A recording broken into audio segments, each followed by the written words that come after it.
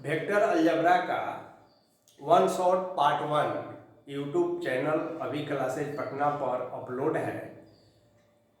1 घंटा 14 minute approx का video है, जिसमें हम लोग 15 क्वेश्चंस किए थे और उन्हीं क्वेश्चंस के माध्यम से हम लोग वेक्टर अलजेब्रा का जो बेसिक कॉन्सेप्ट है उसको भी देखे थे।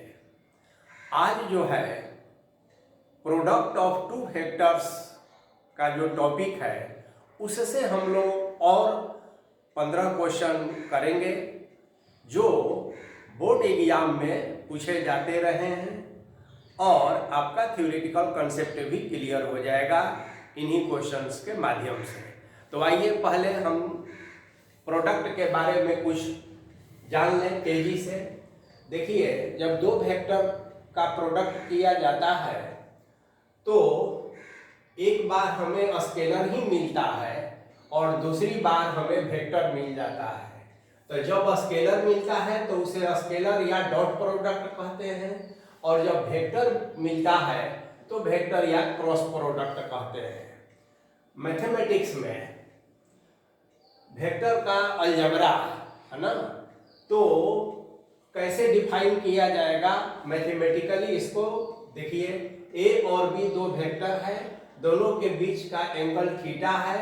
थीटा जो है 0 से पाई के बीच में आप ले रहे हैं, तो कैसे डिफाइन होता है ए डॉट बी, यह डॉट कहलाएगा, मल्टीप्लाई ही है, तो modulus of A into modulus of B cos theta के द्वारा डिफाइन होता है।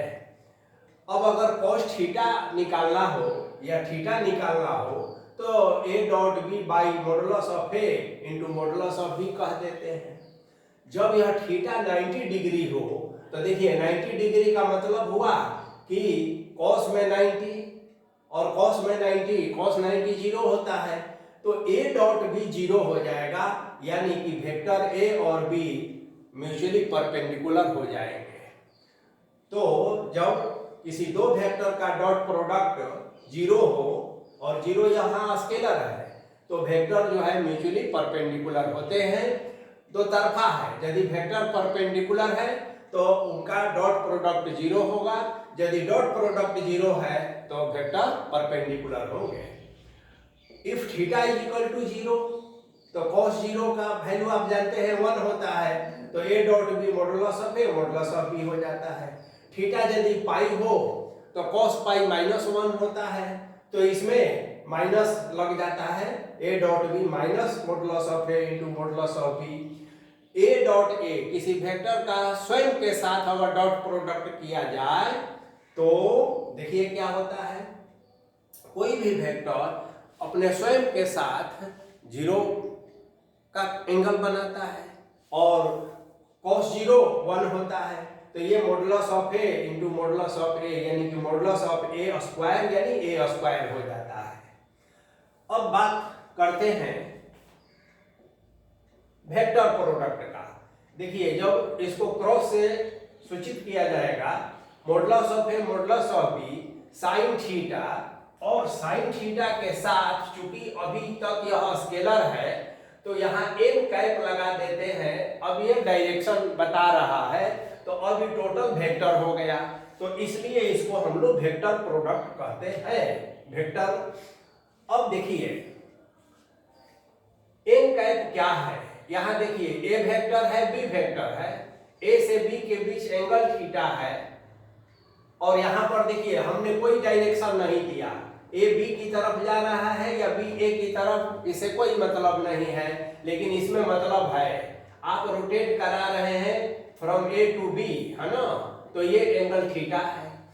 तो ये एन कैप क्या है, तो N cap is the unit vector perpendicular to both A and B. चित्र में नहीं दिखाई पड़ रहा है, लेकिन यहाँ से यहाँ तक ये 90 है इस पर, और यहाँ से यहाँ तक भी ये 90 ही है दोनों वेक्टर पर। तो n cap is the unit vector perpendicular to both a and b such that a, b and n forms a right-handed system. Right handed system आप जानते हैं जैसे स्क्रू को आप पेच कसते हैं, यानी कि आप जो है ए को बी के तरफ रोटेट कराते हैं तो ए बी और एन का एक मूवमेंट होता है राइट हैंडेड। तो यह डायरेक्शन इसका बताता है, क्योंकि वेक्टर है तो एक डायरेक्शन होना ही चाहिए। अब यदि इसमें थीटा जीरो हो, थीटा जीरो तो साइन जीरो जीरो होता है, तो यानी कि ए क्रॉस बी जीरो और यह वेक्टर होगा। तो अंतर देखिए, जहां डॉट में आपने देखा है ना कि जीरो होने पर जब थीटा जीरो हो तो modulus of A into modulus of B होता है, लेकिन यहाँ जीरो होने पर ये जीरो वेक्टर हो गया। और जीरो वेक्टर का मतलब है दो वेक्टर के बीच में कि दोनों पैरेलल होंगे। थीटा जब पाई बाई 2 है तो vector A cross vector B, चूंकि ये क्या होता है साइन पाई बाई 2 1। अब यदि किसी वेक्टर का वेक्टर के साथ क्रॉस प्रोडक्ट करते हैं तो यह जीरो हो जाता है और यह वेक्टर ही रहेगा। इसमें साइन थीटा कैसे निकालेंगे, तो बस इसी से निकाल लेंगे, modulus of A cross B by modulus of A modulus of B. अब एक दो और महत्वपूर्ण चीज है, जब आप डॉट प्रोडक्ट कहेंगे तो a dot b is equal to b dot a आप कह सकते हैं, यानी कि इसमें कम्यूटेटिव लॉ का पालन होता है। लेकिन यदि आप a क्रॉस b तो आप b क्रॉस a नहीं कह सकते हैं, तो क्या होता है कि is equal to minus b cross a कह सकते हैं। ये यहाँ पर हम n कैप जो माइनस किए हैं तो ये देखिए अपोजिट डायरेक्शन में है, इसलिए किए समझाने के लिए। तो एक चीज ये जानना है। अब आप आई जे के जो यूनिट वेक्टर्स है along X axis Y axis Z axis, उसके बारे में जानते ही हैं। अब देखिए यहाँ महत्वपूर्ण चीज है, हमेशा ध्यान में रखना है, आई डॉट आई 1 होता है। काहे 1 होता है? तो आई डॉट आई अपने आई के साथ स्वयं के साथ 0 डिग्री, और 0 डिग्री या 0 रेडियन तो cos 0 डिग्री क्या होता है 1 होता है। और मॉडुलस ऑफ आई जानते हैं 1 होता है, मॉडुलस ऑफ जे 1 होता है, तो ये सब मिला के 1 कह दिया। तो i dot i j dot j modulus of j 1 modulus of j 1 और cos 0 तो सब 1 यानी कि 1 के डॉट के 1। लेकिन आई क्रॉस आई जब क्रॉस में आप जाएंगे तो स्वयं का स्वयं के साथ 0, तो आई क्रॉस आई यह 0 हो जाएगा। और याद रहे ये वेक्टर होगा इसमें, क्योंकि वेक्टर प्रोडक्ट है। तो आई क्रॉस आई 0, जे क्रॉस जे तो स्वयं का स्वयं के साथ। इसी फार्मूला में आप रह कर देखेंगे तो क्लियर हो जाएगा। अब दूसरा चीज देखिए, जब आई जे के साथ डॉट प्रोडक्ट किया जाए तो 0, यह स्केलर है, जे के साथ 0 आई के साथ 0। लेकिन यदि आई जे के साथ क्रॉस प्रोडक्ट किया जाए तो के होता है। यहां देखिए आई जे के, तो आई जे के साथ तो के मिलेगा, जे के साथ तो उसका परपेंडिकुलर वेक्टर जो डिफिनीशन है तो उसका आई मिल जाएगा, और के आई तो के आई के साथ जे मिल जाएगा। अब आई यदि इसमें आई जे का हम ऑर्डर चेंज कर दें, जे आई कर दें तो भी 0 ही रहेगा, क्योंकि ये कम्यूटेटिव लॉ का पालन करता है। ये नहीं करता है, माइनस हो जाता है। तो यदि इसका ऑर्डर हम चेंज कर दें, जे क्रॉस आई तो माइनस के हो जाएगा, उल्टा उल्टा उल्टा घुमा दे, के क्रॉस जे तो माइनस आई और आई क्रॉस जे तो माइनस जे। तो ये बेसिक कंसेप्ट है। अब हम लोग डायरेक्ट फंक्शन लेंगे, क्वेश्चन लेंगे और उस क्वेश्चन को सॉल्व करेंगे और उसी में देखेंगे कि इन सभी चीजों के कंसेप्ट का यूज भी हो रहा है। तो अब डायरेक्ट हम लोग कुछ क्वेश्चंस सॉल्व करेंगे, आप लोग देखिए।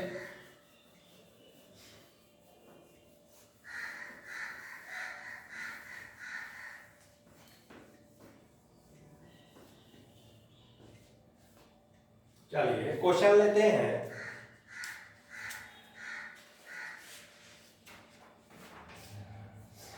फाइंड द क्वेश्चन, बहुत बढ़िया क्वेश्चन है, हमेशा पूछता है। Find the projection of the vector A is equal to 2i plus 3j plus 2k on the vector b is equal to 2i plus 2j plus k। अब देखिए कैसे इसको करेंगे हम। तो कहेंगे कि ए वेक्टर ए का प्रोजेक्शन बी पर निकालना है आपको, तो वेक्टर ए कह देंगे और बी का यूनिट कह देंगे, हो गया प्रोजेक्शन। अब आप जानते हैं कि वेक्टर ए तो ए है और बी का यूनिट वेक्टर पहले भी आप पढ़ चुके हैं, तो B by modulus of B होता है, यानी कि इसको A dot B by modulus of B, बस प्रोजेक्शन निकल गया। तो ए डॉट बी चाहिए आपको, तो अब आप ए डॉट बी निकालना जानते हैं। एक बार तेजी से हम कह देते हैं 2i plus 3j plus 2k और 2i plus 2j plus k is equal to, तो देखिए 2 दूनी का 4 हुआ, 3 दूनी का 6 हुआ और 2 1 2 हुआ, यानी 4 6 10 और 2 12 हो गया।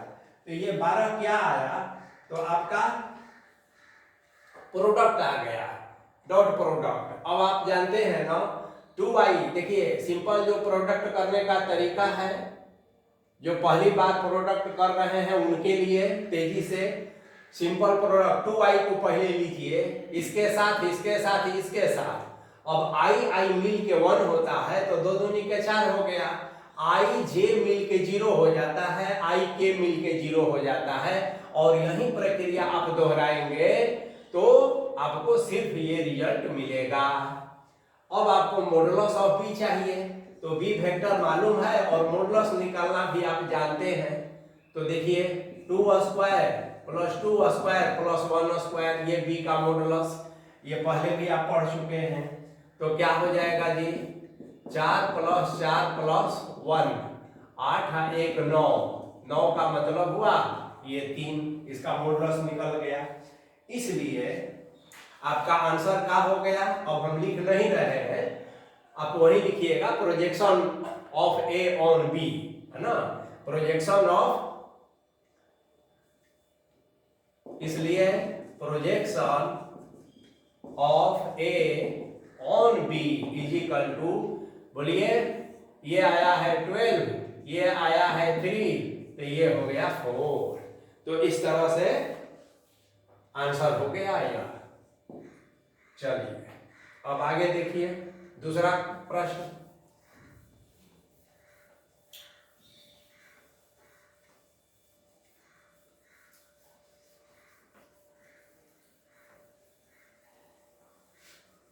देखिए गणित में रुचि कैसे विकसित होगी, प्रकृति के सानिध्य में रहिए, पेड़ पौधा पक्षी पशु मनुष्य से प्रेम करना सीखिए, तो गणित आपसे अपने आप जो है प्रेम करना शुरू। देखिए दूसरा क्वेश्चन लेते हैं, find a unit vector, find a unit vector perpendicular to both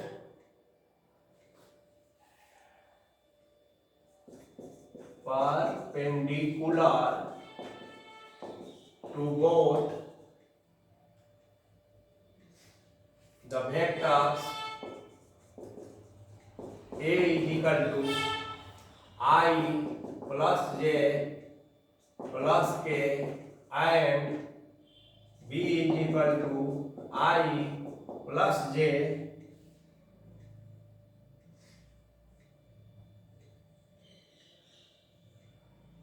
तो अब अब देखिए क्वेश्चन समझ में आया। Find a unit perpendicular vector to both the vector. Find unit vector perpendicular to both the vectors A and B. मैंने एक ऐसा यूनिट वेक्टर निकालना है जो दोनों पर परपेंडिकुलर हो। अब आप देखेंगे कि अभी अभी आप क्रॉस प्रोडक्ट सीखे हैं, तो क्रॉस प्रोडक्ट में यूनिट परपेंडिकुलर वेक्टर होता है ना, तो पहले आप ए क्रॉस बी निकालिए। अब जो ए क्रॉस बी नहीं जानते हैं उनके लिए भी अवसर है सीखने का। जैसे ए डॉट बी आप निकाले हैं, उसी तरह से आप इतना क्रॉस इतना करके निकाल सकते हैं। आई के साथ, आई जे के साथ, जे के साथ, और जो रिजल्ट है पहले से आपको पता है तो वो निकालिएगा तो एक वेक्टर के रूप में आएगा। और दूसरा तरीका क्रॉस प्रोडक्ट निकालने का है डिटरमिनेंट के थ्रू, जो बहुत आसान है। इस वहाँ आई लिख देते हैं, जे लिख देते हैं, के लिख देते हैं, और इसका जो कोफिशिएंट है पहला वेक्टर का, आई का कोफिशिएंट 1, जे का 1, के का 1। दूसरा वेक्टर का कोफिशिएंट नीचे लिखेंगे, आई का 1, जे का 1 और के नहीं है, तो जब नहीं है तो उसको 0 कह देते हैं। अब डिटरमिनेंट को ब्रेक करना तो आप जानते हैं, तो आइए आई इंटू इस कॉलम और इस रो को छोड़ेंगे, 1 इंटू 0 माइनस 1 इंटू 1, तो ये -1 हो गया, माइनस जे, फिर इस रो के अनुसार हम ब्रेक कर रहे हैं, तो ये हटा, फिर 0 -1, तो फिर जो है -1 हो गया, और फिर यहाँ के कह दिए, ये हटा 1 -1 0, तो 1 -1 कह दिए। तो इसका मतलब है कि -i माइनस प्लस जे और 0 का +0 के, ये आपका क्रॉस प्रोडक्ट आ गया। अब आपको क्या करना है कि इसलिए यूनिट है ना परपेंडिकुलर यूनिट वेक्टर परपेंडिकुलर, वही चीज लिख दीजिए, perpendicular to both A and B. तो क्या हो जाएगा, देखिए प्लस माइनस क्यों? क्योंकि हम क्रॉस प्रोडक्ट बताए थे तो एन कैप ऊपर ले गए थे और उसका एन कैप नीचे, तो माइनस हो गया था, तो प्लस माइनस इसीलिए आप एक बार लिख देंगे, तो बस -i प्लस जे इसको ऊपर कर देंगे। कौन? जो अभी ये रिजल्ट आया है, यह -i प्लस जे ही है, क्योंकि के का कोफिशिएंट 0 है, और डिवाइडेड बाय अंडर रूट -1 का स्क्वायर प्लस 1 का स्क्वायर, यानी -i प्लस जे बाई 1, तो ये √2 हो गया। तो यही आपका आंसर हो गया। आप प्लस माइनस ऐसे लिखिए, यानी +-1 बाई √2 -i प्लस जे, ये आपका आंसर हो गया। यानी कि याद रखिएगा कि plus minus A cross B by under root B का जो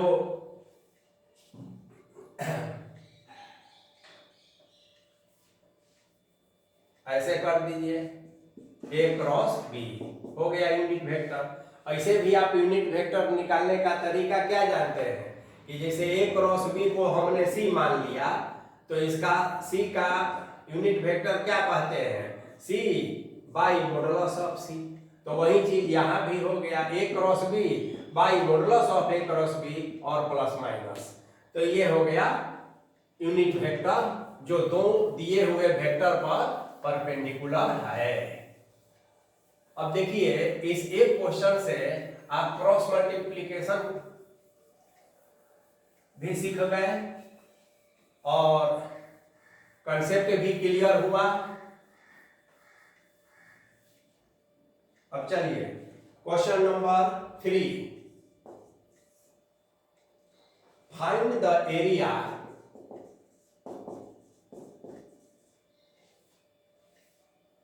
of a parallelogram whose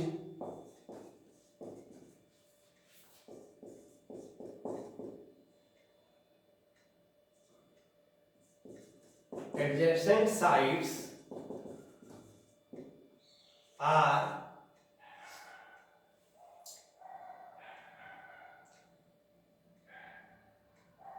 represented,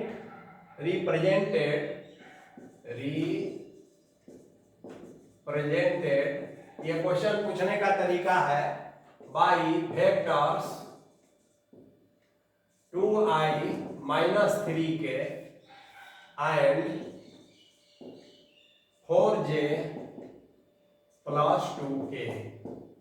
अब देखिए पैरेललोग्राम ये होता है, ऐसे होता है। अब ये भुजा और ये साइड, इसी को एडजेसेंट साइड कहा जाता है। अब ऐसा नहीं कि एक ये और एक ये ले लिए, जस्ट एडजेसेंट साइड यही होता है। तो ये दिया हुआ है, इसको ए मान लीजिए, इसको बी मान लीजिए। ए दिया हुआ है 2i-3k, ठीक है। बी दिया हुआ है 4j + 2k, ओके। अब इसका एरिया निकालना है, तो एरिया के लिए आपको कुछ नहीं करना है। एरिया ऑफ कुछ नाम दे दीजिए कोई भी, या ओ है, ए है, बी है, सी है। तो ओ ए सी बी ये पैरेललोग्राम हो गया, ओ ए सी बी। अब इसका एरिया होता है ए क्रॉस बी मॉडुलस, बस ए क्रॉस बी जो एडजेसेंट साइड को रिप्रेजेंट करने वाला वेक्टर है उसका क्रॉस प्रोडक्ट निकालकर मॉडुलस निकाल लीजिए, तो यह क्या हो जाएगा, एरिया निकल जाएगा। अब देखिए, तो ए क्रॉस बी बता चुके हैं अभी पहला ही क्लास में। यहाँ आई, यहाँ जे, यहाँ के ले लीजिए डिटर्मिनेंट के थ्रू। यहाँ देखिए ए में आई 2 है, जे 0 है, के -3 है। इसमें आई 0 है, जे 4 है, के 2 है। ये निकल गया, तो ये एक वेक्टर आएगा। और इसी का मॉडुलस निकाल लीजिए। मॉडुलस निकालना तो जानते ही है, जो आई का कोफिशिएंट आएगा, जो जे का कोफिशिएंट आएगा और जो के का कोफिशिएंट आएगा, सबका स्क्वायर कर दीजिए और यही स्क्वायर यूनिट एरिया हो गया। तो एरिया लिखते हुए स्क्वायर यूनिट लिखना नहीं भूलेंगे। तो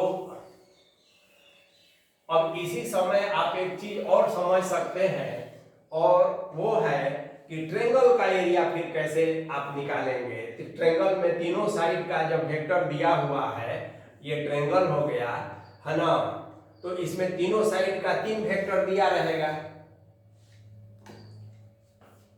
या 2 वेक्टर दिया रहेगा। तो इसी में हाफ खाली कर दिया जाता है, तो ट्रायंगल का एरिया भी निकल जाता है। चलिए अब हम लोग क्वेश्चन नंबर 4 के बारे में आगे बढ़ें। देखिए छोटे छोटे भी क्वेश्चन पूछे जाते हैं कंसेप्चुअल, और न सिर्फ बोर्ड में बल्कि एनडीए और जेईई मेंस के एग्जाम में भी। अब देखिए, for what value of lambda the vectors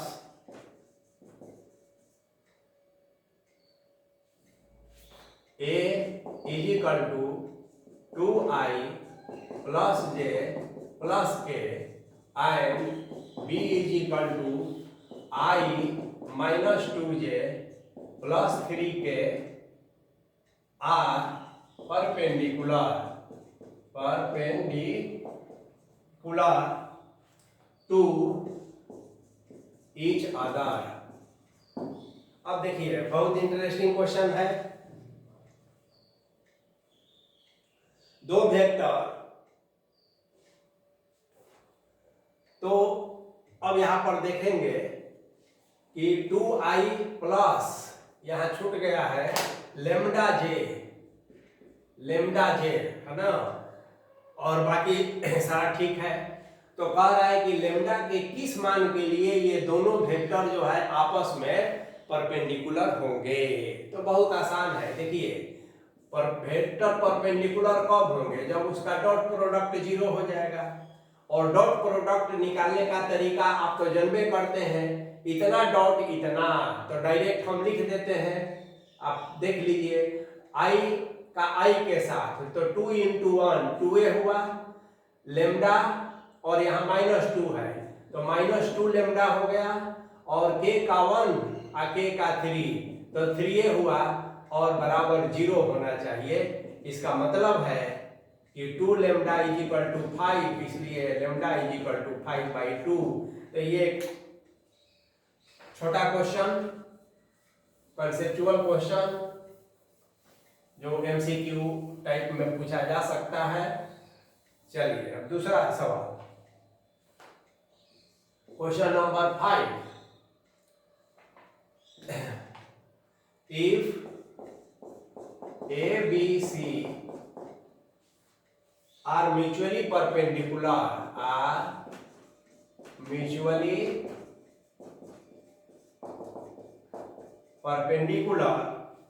unit vector, then find the value of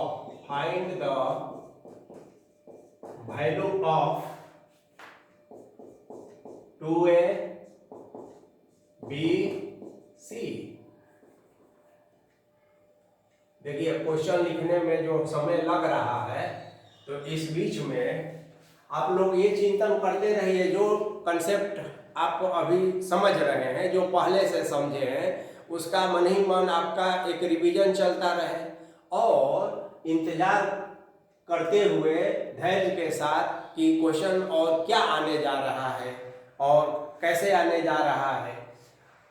अब कोई स्टूडेंट होंगे जिनके लिए ये पहली बार देख रहे हैं, कोई स्टूडेंट होंगे जो पहले बना चुके हैं, और जैसे ही क्वेश्चन सामने आया या आधा क्वेश्चन या सुनने को मिला, तो आपका मन जो है बाग बाग हो गया कि मैं यह जानता हूँ। यह भी एक अच्छी बात है। चलिए देखिए, अब ये क्वेश्चन है जो बहुत ही बढ़िया क्वेश्चन है। क्या दिया है केवल हमारे पास कि A, B, C are mutually perpendicular unit vector. दो इंफॉर्मेशन है यहाँ पर, और तब इसका वैल्यू निकालना है।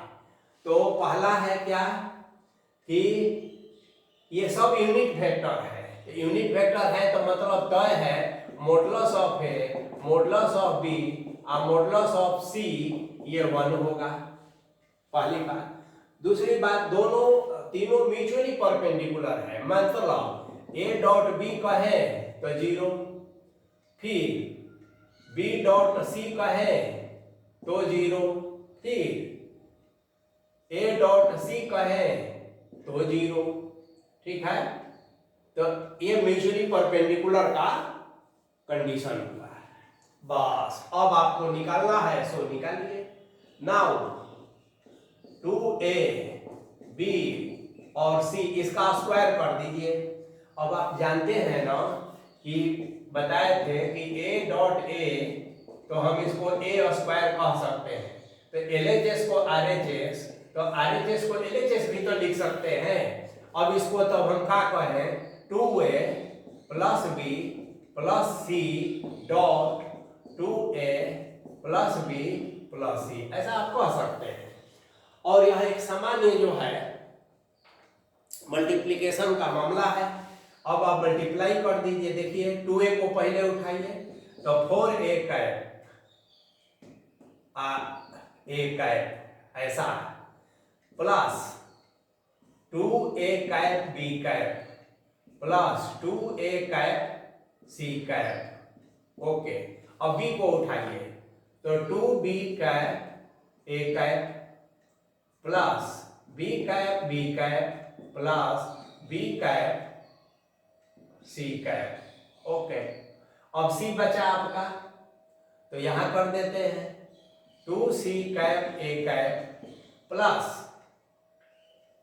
c cap b cap plus C cap. अब आप ध्यान देंगे यदि, तो अब क्या कर सकते हैं, देखिए जैसे a डॉट बी 0 होता है तो b डॉट ए भी 0 होगा, क्योंकि कम्यूटेटिव लॉ का पालन करता है डॉट प्रोडक्ट। तो जहां जहां a डॉट b है या b डॉट a है सब 0, जहां ये है और इसका उल्टा 0, जहां ये है इसका उल्टा 0, तो पता चलेगा कि ये छोड़कर तो ये 4 और a डॉट a, तो इसको आप कहेंगे a कैप का स्क्वायर। ओके, अब फिर कहाँ आपको मिल रहा है, यहाँ आके मिल रहा है तो प्लस कह देंगे, और फिर b कैप का स्क्वायर कह देंगे, और फिर आपको एक बार यहाँ मिल रहा है तो ये c कैप का स्क्वायर कह देंगे, और बाकी सब 0, बाकी सब 0 आप देख लीजिए। अब आप जानते हैं कि a कैप का स्क्वायर, यहाँ देखिए ये कैप होगा, यूनिट वेक्टर है ना, a कैप का मॉडुलस 1 होता है, तो इसका मतलब है कि 4 इंटू 1 स्क्वायर और 1 स्क्वायर, तो ये 4 1 और 1 यानी कि 6, यही आपका वैल्यू हो गया। लेकिन ठहरिए, यह किसका वैल्यू निकला, ये आंसर नहीं हुआ, ये स्क्वायर का वैल्यू आपका निकला है, इसलिए आपको तो केवल ये न पूछा गया है, तो इसका ध्यान रखना है, केवल सिंगल का पूछा गया है, तो √6 आपका आंसर हुआ। चलिए, तो ये क्वेश्चन था। मैथमेटिक्स में लैंग्वेज, भाषा का भी बहुत महत्वपूर्ण है कि जो क्वेश्चन दिया है तो उसकी भाषा जो है आपको समझ में आनी चाहिए कि क्वेश्चन क्या कह रहा है, आपसे क्या मांग रहा है। चलिए, ये हो गया आपका क्वेश्चन नंबर। अब नेक्स्ट लेते हैं 6, question number 6। If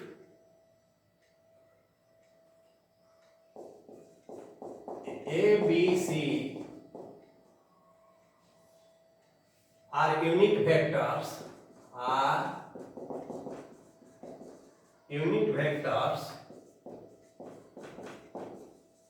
such that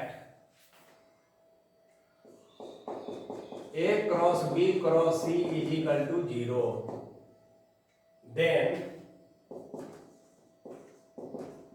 find the value of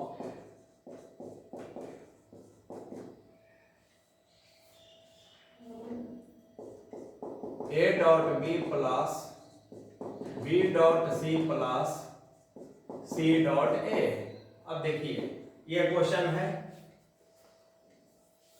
तो चूंकि यह यूनिट वेक्टर दिया हुआ है ना, A B C unit vector, तो इसका मतलब है कि इसका जो है मॉडुलस जो है 1 होगा, इसका भी मॉडुलस 1 होगा, और इसका भी मॉडुलस 1 होगा, यूनिट वेक्टर होने के चलते।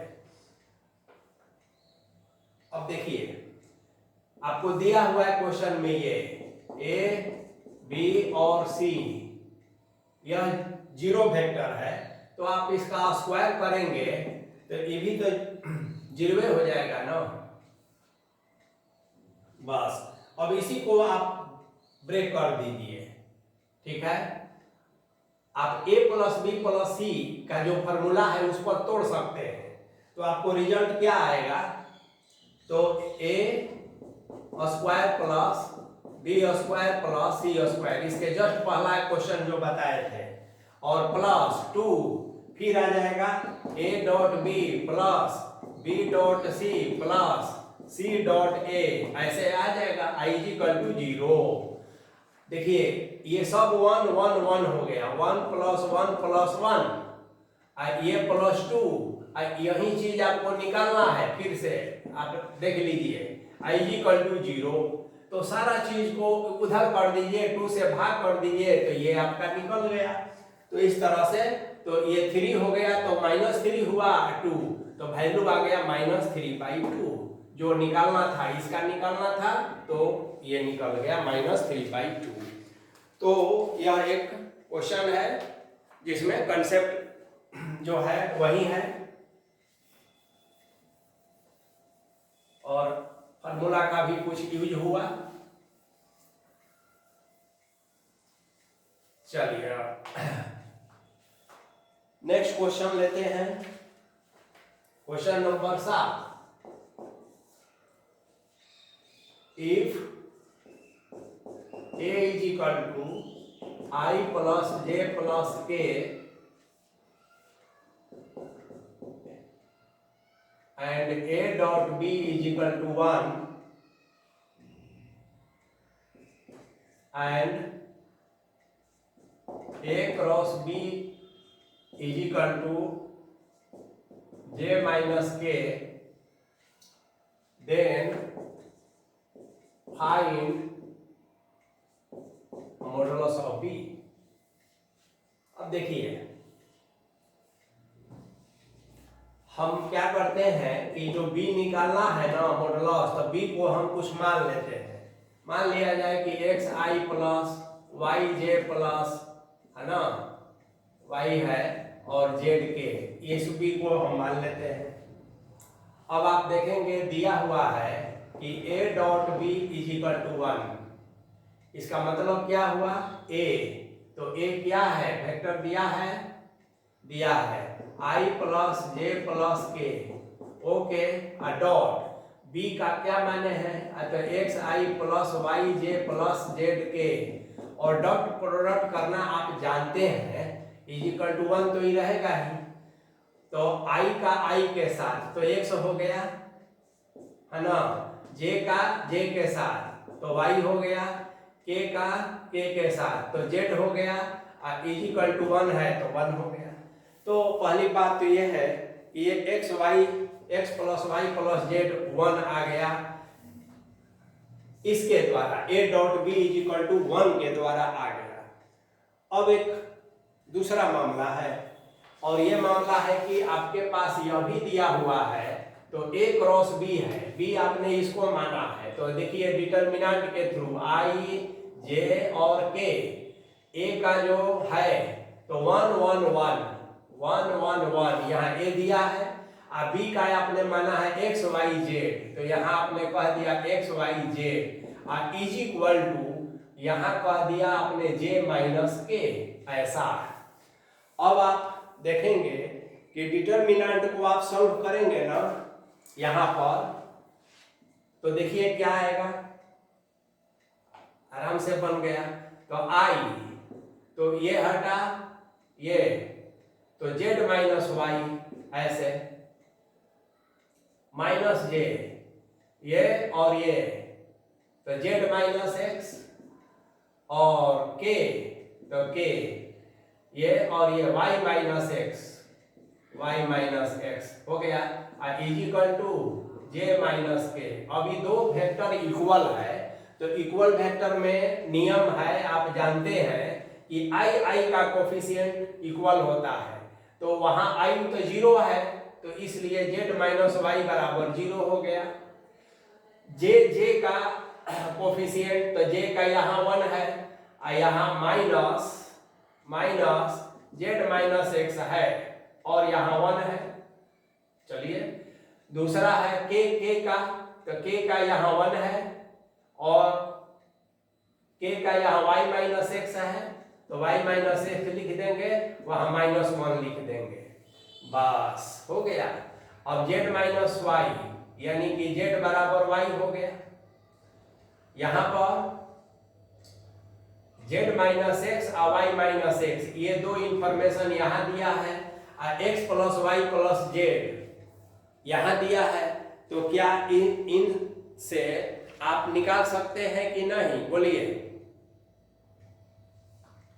इसको 1 नंबर मानिए, इसको 2 नंबर और इसको 3 नंबर। अब ये काम आप लोग स्वयं करेंगे, तो x y नंबर 1 2 3, और ये भी दिया ही हुआ है, तो इससे आप लोग x y z का मान निकाल लेंगे, और कहाँ रख देंगे, तो b में, b is equal to x जो आया i प्लस जो आया j प्लस जो आया k, और इसका मॉडुलस निकालना, तो मॉडुलस निकालना आप जानते हैं, जो आया सो स्क्वायर, जो आया उसका स्क्वायर, जो आया उसका square, answer.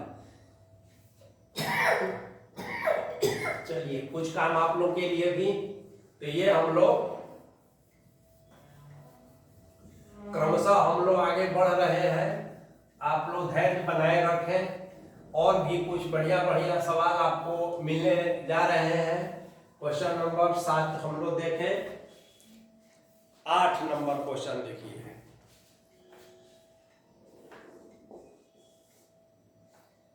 Vectors A, B, C are such that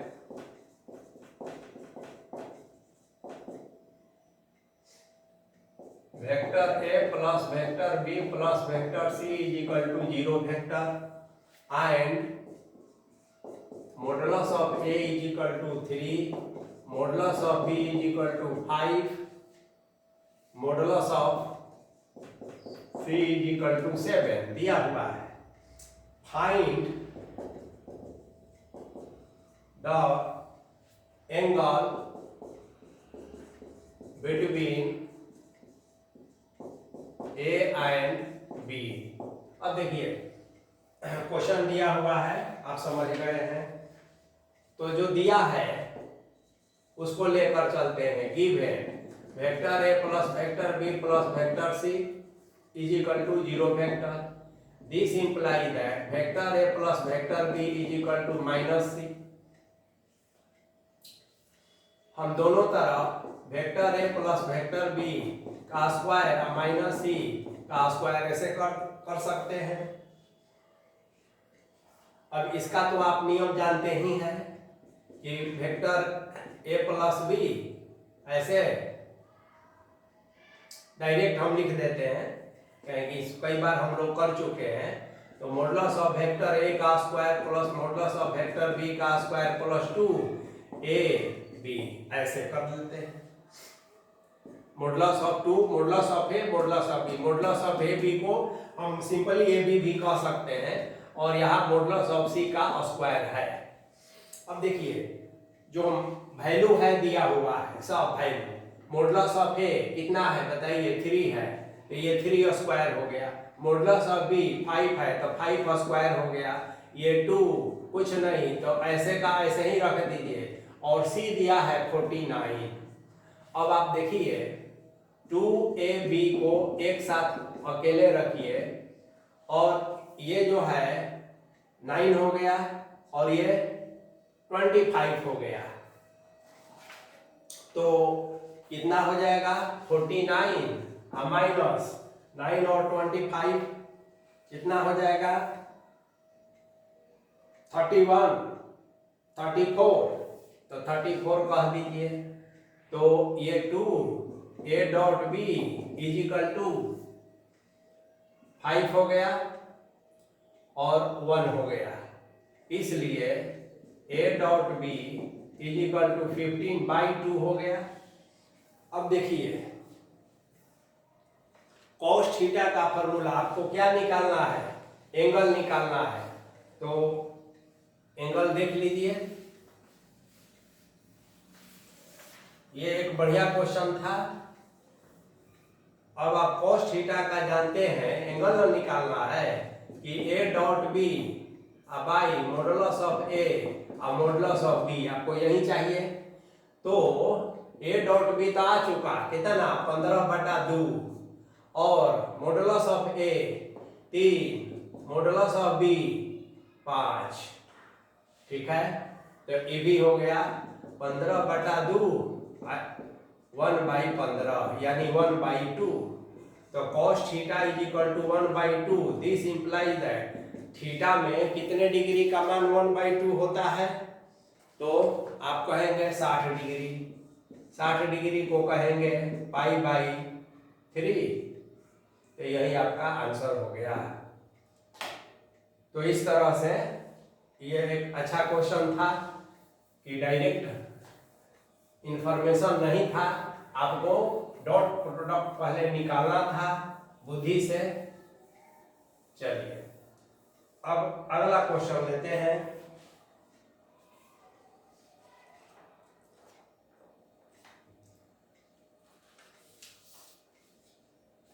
question number 9।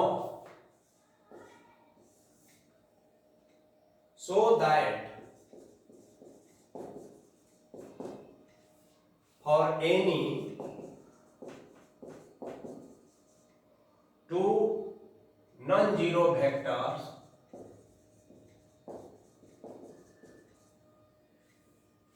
A and B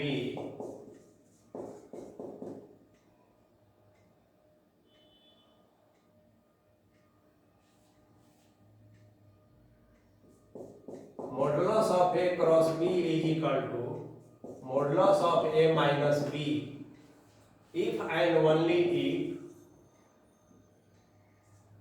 A and B are perpendicular vectors. perpendicular vectors ये बोर्ड और कॉम्पिटिटिव एग्जाम दोनों के लिए महत्वपूर्ण है।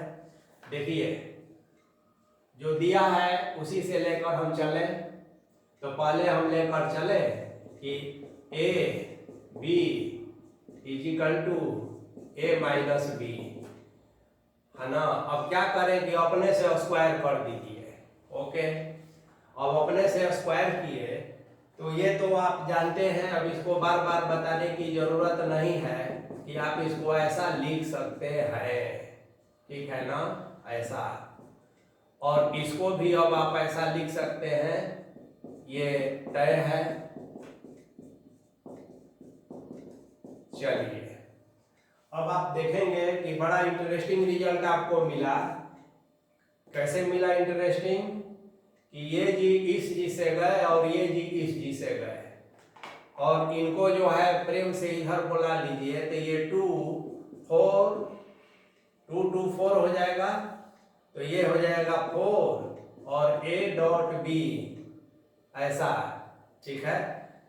और आप जानबे करते हैं कि जब इधर बुला लिए हैं तो इधर 0 बचा, इसका मतलब है कि A dot B is equal to 0, दो वेक्टर का dot product 0, this implies that vector A is perpendicular to vector B।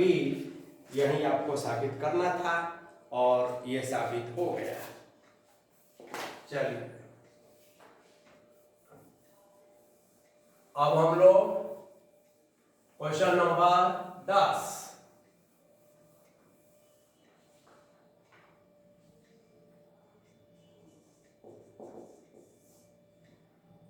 so that the vectors A 2i minus j plus k B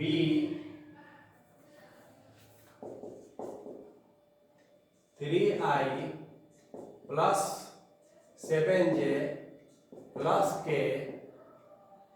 and C 5i plus 6j plus 2k forms the sides of a right angled triangle। अब देखिए आपको पिछला जो video है short 1 vector का, यही question वहां भी था, और जो पॉइंट दिया है vertices as A vertices A B C, तो पोजीशन वेक्टर नहीं दिया है, पॉइंट के रूप में भी रहता तो पोजीशन वेक्टर आप निकाल लेते। तो इसमें आप क्या करेंगे कि साइड्स वेक्टर के रूप में निकाल लेंगे, vector A B, vector B C और वेक्टर ए सी। तो तीनों का तो आप निकाल लेंगे। ये पिछले वीडियो में भी इस तरह का हम क्वेश्चन बताए हैं, तो ये आप लोग की जिम्मा रहा। वहां बोधायन थ्योरम यानी कि H square is equal to P square plus B square का आपने यूज किया था और राइट एंगल कहा था। और उस समय आप क्रॉस प्रोडक्ट से परिचित नहीं थे, लेकिन आप अब क्रॉस प्रोडक्ट से परिचित हो गए, तो कोई भी दो साइड का एंगल आप निकाल लीजिए। मान लीजिए कि आपका AC निकला, BC निकला, इसका क्रॉस प्रोडक्ट आप अगर करेंगे वेक्टर का, करना जानते हैं? यस, जानते हैं। और वो आ गया करने के बाद 0। तो जब दो वेक्टर का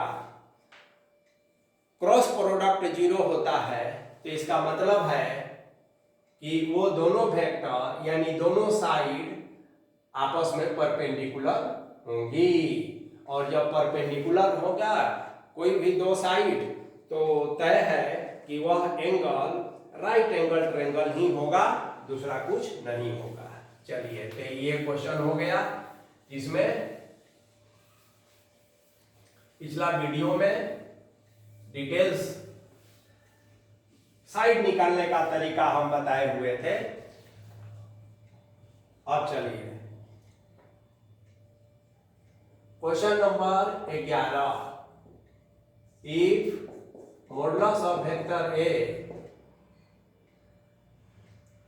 क्रॉस B का स्क्वायर प्लस डॉट का square is equal to 400 and modulus of vector B is equal to 5, find the, question है, value of modulus of vector A। अब देखिए कितना इंटरेस्टिंग क्वेश्चन है। यहाँ क्रॉस है, यहाँ डॉट है, और दोनों का सम दिया हुआ है 400, ठीक है ना? और मॉडुलस भी दिया है, तो मॉडुलस से आपको निकालना है।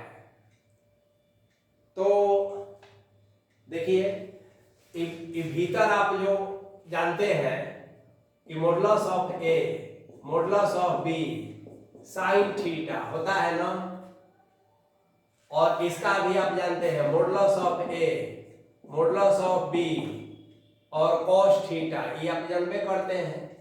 अब इसका स्क्वायर करते हैं और इसका भी स्क्वायर करते हैं, ठीक है ना? तो देखिए ये सब स्क्वायर के साथ जो है ना कॉमन हो जाता है। Modulus of A square modulus of B square common हो गया, और यहाँ बच गया sine square theta plus cos square theta, और ये 400 दिया हुआ है, तो इज इक्वल टू 400। ये तो आपका 1 होता है। अब B दिया है 5, तो इसलिए मॉडुलस ऑफ A का स्क्वायर बराबर 400 बटा में 5 का स्क्वायर हो गया, यानी कि 400 बटा में 25 हो गया। तो क्या अब A आप नहीं निकाल सकते हैं? बिल्कुल निकाल सकते हैं। ये 16 में चला गया, इसलिए modulus of vector A is equal to 4। चूंकि मॉडुलस है इसलिए माइनस नहीं होगा, तो 4 हो गया। तो इस तरह से ये क्वेश्चन हो गया।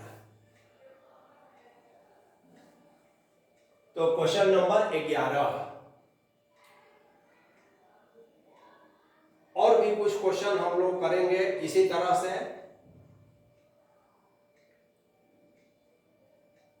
कुछ क्वेश्चंस MCQ और कॉम्पिटिटिव एग्जाम दोनों के लिए उपयोगी हैं, और कुछ क्वेश्चंस तो अब देखिए अगला क्वेश्चन लेते हैं।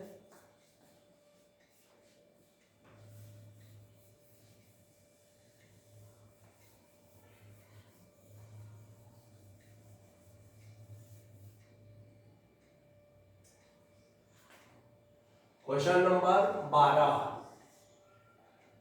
If modulus of A cross B is equal to √3 and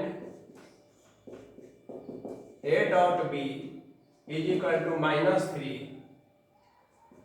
then find angle between A and B। अब देखिए जो इंफॉर्मेशन दिया है, तो इंफॉर्मेशन क्या है, ये दिया है √3 और ये दिया है -3। तो आप लेकर चलिए इसी को A क्रॉस B को, तो आप जानबे करते हैं कि modulus of A modulus of B और साइन थीटा, और ये मॉडुलस लगा देते हैं, इसलिए ये रिजल्ट हो गया। अब ये दिया है √3, ओके, ये होता है AB modulus of A modulus of B, तो वही AB हो गया, और यहां हो गया दिया हुआ है साइन थीटा। तो इसका मतलब है कि √3 is equal to -3 sine theta. इसका मतलब है कि sine theta is equal to √3 by -3। इसका मतलब है कि -1 बाई √3। तो इसका मतलब है, हाँ, अब एक चीज इसमें देखिए, आप ध्यान दीजिए, modulus of A modulus of B, ये जो आप किए हैं तो ई डॉट प्रोडक्ट हो गया, ठीक है, और साइन थीटा। तो यहां जो होता है क्या होता है, modulus of A modulus of B, ठीक है, और cos theta is equal to -3, ये छूट गया था, इसलिए modulus of A modulus of B -3 by cos theta आप कहेंगे, ठीक है ना। ये वापस आप जाइए, तो देखिए यहाँ मॉडुलस ना है, तो इसलिए ये √3 हो गया, और इसके लिए आप कहेंगे -3 बाई cos थीटा, और ये साइन थीटा जैसे था वैसे रह गया। तो अब आपके पास आ गया tan theta is equal to -1 by √3, ये रिजल्ट आ गया। अब tan थीटा निकल गया, तो आप आराम से निकाल सकते हैं कि थीटा क्या होना चाहिए। बोलिए, tan में कितने डिग्री के लिए मान जो है -1 बाई √3 होता है, तो आप कहेंगे theta is equal to 5 pi by 6। अब ये ट्रिगोनोमेट्री आपको पहले से पता है कैसे निकाला जाता है, ये आप देख लेंगे। चलिए, तो ये मॉडुलस का ध्यान रखना है, डॉट का ध्यान रखना है, क्रॉस का ध्यान रखना है, तो ये उसी से कंसेप्चुअल क्वेश्चन है।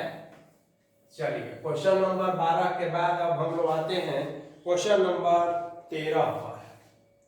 क्वेश्चन नंबर 13, क्वेश्चन बड़ा है लेकिन आंसर बहुत छोटा है। ले A and B be two vectors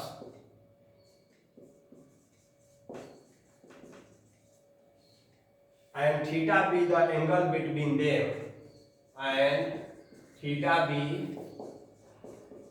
the angle between them.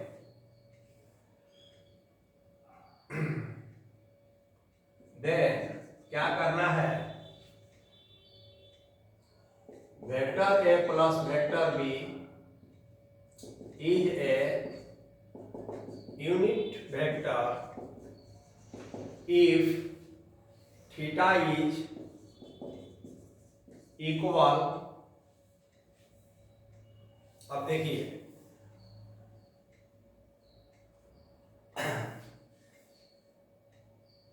तो अब इसको कैसे करेंगे,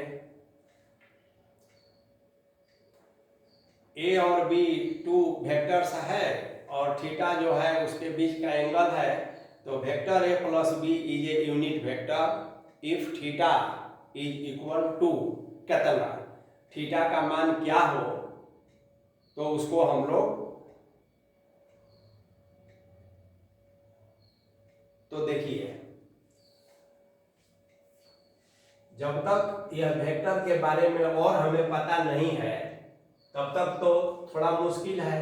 तो क्वेश्चन में let A and B be two unit vectors यहाँ छूट रहा है, यूनिट वेक्टर्स। अब यूनिट वेक्टर्स के आने से क्या होगा कि ये दोनों वेक्टर का मॉडुलस 1 हो जाएगा। अब आप A प्लस B का मॉडुलस अगर लेंगे तो ये भी आपका 1 हो जाएगा, और इसी को स्क्वायर करके आपको बनाना होगा। तो अब इसको स्क्वायर करेंगे तो a प्लस बी का स्क्वायर इज इक्वल टू 1 हो जाएगा। अब इसको कहेंगे कि a प्लस बी और a प्लस बी, ये अब नियम आप जान गए हैं, 1 होगा, यानी a square plus B square plus 2ab, ठीक है ना, इज इक्वल टू 1 हो गया।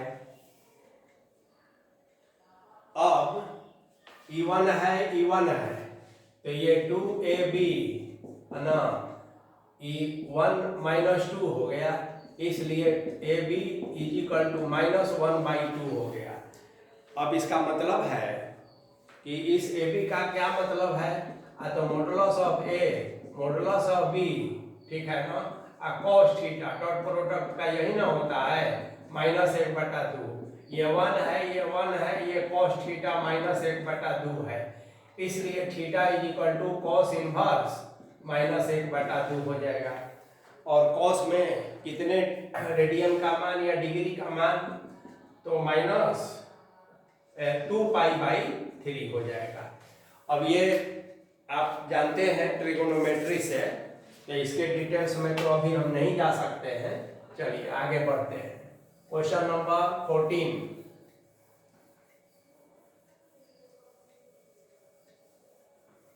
तो आप खुश होंगे क्वेश्चन नंबर 14 से, यह हम लोगों का सेकेंड लास्ट क्वेश्चन होने जा रहा है, जो बहुत आसान है।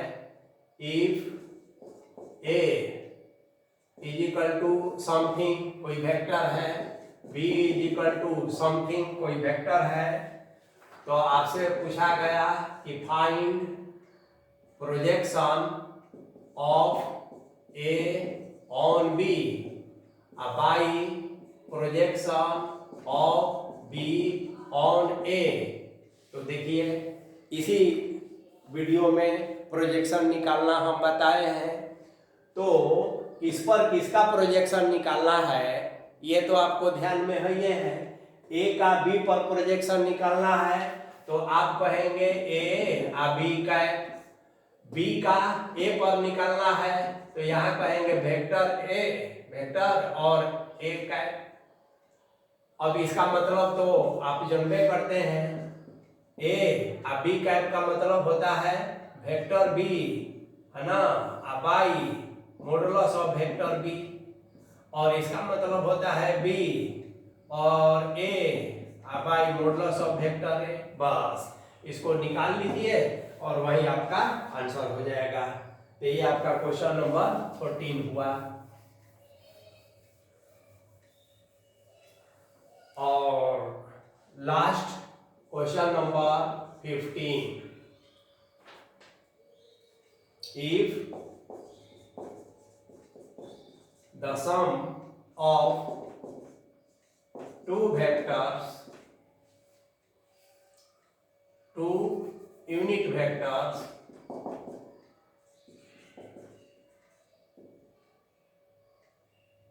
A and B is a unit vector,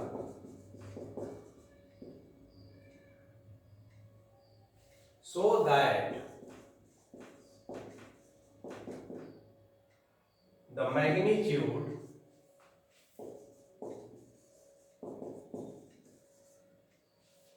of their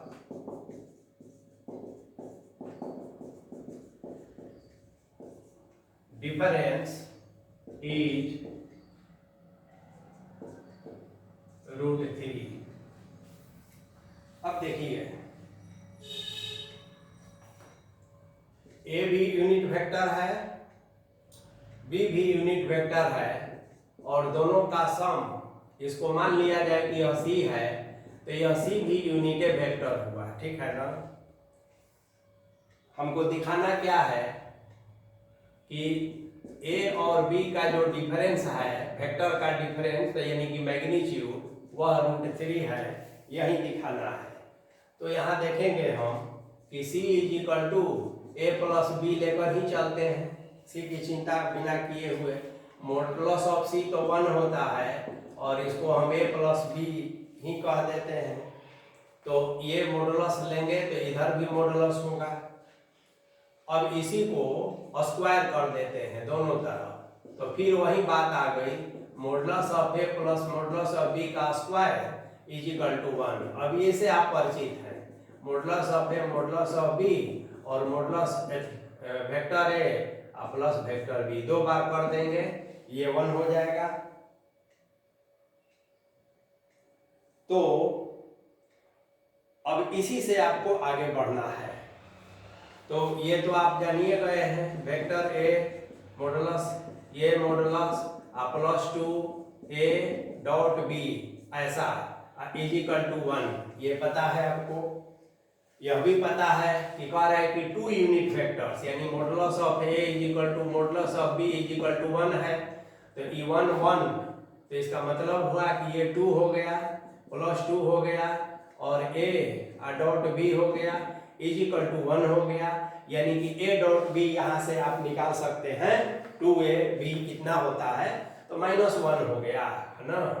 तो ये 2a डॉट बी -1 हो गया, ये आपको पता हो गया इससे। अब आपको निकालना है इसको, तो आप कहेंगे कि नाउ देखिए, नाउ दिस स्क्वायर ये लेकर आप चलेंगे, तो क्या इसको लिख सकते हैं जी, देखिए तो आप लिखेंगे डायरेक्ट, हम लिख देते हैं इतना -2ab हो गया। ये 1 है, ये भी 1 है, अब माइनस है यह, अब 2ab देखिए यहाँ आया हुआ है -1, तो बस यहाँ -1 कह दीजिए, यानी कि 1 + 1 + 1 यानी कि 3, इसलिए सिंगल निकालना है डिफरेंस, तो ये √3 हो गया और ये हो गया रूट। तो इस दोनों वीडियो पार्ट 1 और पार्ट 2 यदि बढ़िया से देख लेंगे, समझ लेंगे, तो न सिर्फ बोर्ड एग्जाम बल्कि कॉम्पिटिटिव एग्जाम में, चाहे वो जेई का एग्जाम हो, चाहे एडवांस हो, चाहे वो एनडीए का एग्जाम हो, तो एक बेसिक कंसेप्ट के साथ हाउ टू सॉल्व प्रॉब्लम और कैसे एमसीक्यू के रूप में जब दे, तो आप ज़्यादा से ज़्यादा कम समय में अधिक से अधिक प्रॉब्लम कैसे टच कर सकते हैं, तो थोड़ा इस टाइप के क्वेश्चंस का और ज़्यादा प्रैक्टिस आप अपने से करेंगे, तो आप सबके लिए बहुत बहुत मंगल कामना। और फिर मिलते हैं हम किसी दूसरे टॉपिक के साथ, इसी तरह से प्रॉब्लम के द्वारा थ्योरेटिकल कॉन्सेप्ट को समझते हुए वन शॉट। तो अब हम लोग जो बाकी के टॉपिक है धीरे धीरे उस पर भी काम करेंगे।